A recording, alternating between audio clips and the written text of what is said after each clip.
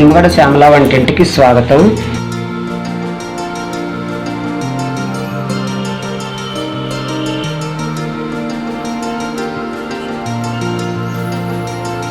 చెట్టుకి మల్లెపూలు బాగా పూసినాయి.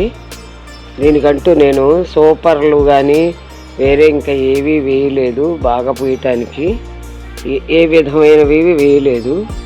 సహజంగానే నీళ్లు పోయటం ఒక్కటేను.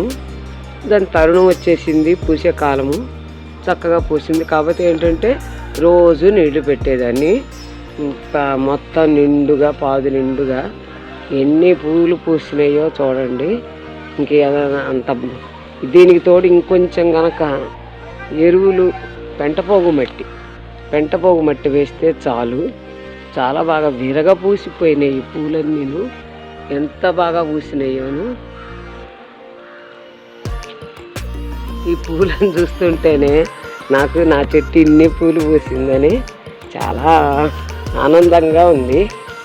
ఈ పూలన్నీ చక్కగా ఇట్లా ఒక వారం రోజులు చాలా బాగా పూస్తాయి. నేను మొత్తం కోసిన తర్వాత కూడా అన్ని గిన్నెలో నుంచి కూడా చూపిస్తాను.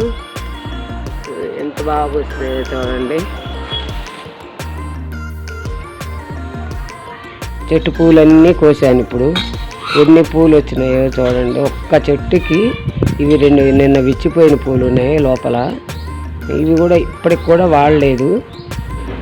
నేనటి పువ్వు అయినా ఇవి గుండు మల్లె, గుండుగా ఉంటాయి. పువ్వులో పువ్వు 2 పూలు ఉంటాయి లోపల.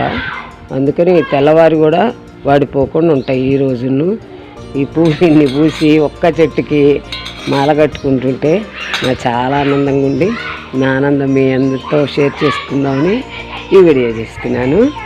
Thank you.